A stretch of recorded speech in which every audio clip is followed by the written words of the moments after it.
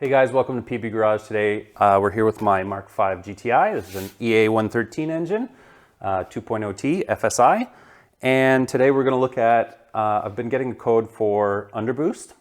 So like turbocharger performance under expected, something like that. And I'm going to show you guys something that's real easy to check and that I've seen come up as an issue on several of these. So it's the diverter valve, basically diaphragm, that rips. And so in just a second here, we're gonna dive into it. I'll show you guys where to find that diverter valve. It's an electronic one on this motor. We're gonna pull it off. I'm gonna show you guys how to check it and how to replace it.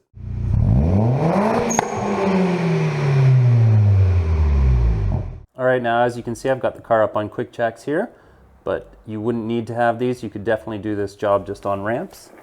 And we're gonna slide in underneath. If we just look up by our passenger side or right side axle here, you can see we've got our turbocharger up here and our diverter valve is this guy right here.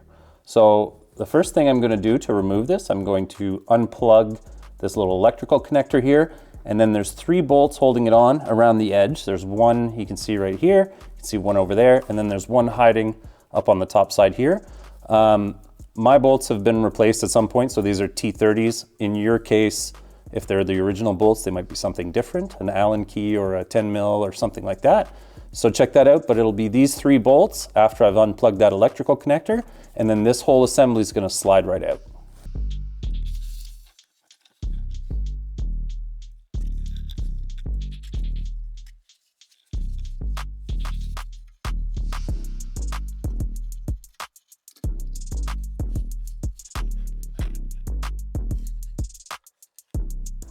So there's our diverter valve out, and as you can see, I didn't have to go looking too hard to find the problem with it. You see how that diaphragm there is just torn?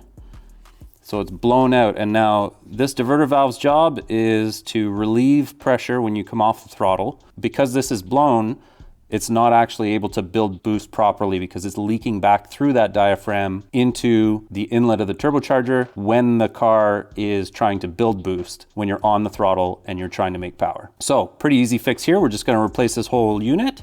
And here's our replacement valve made by P0299.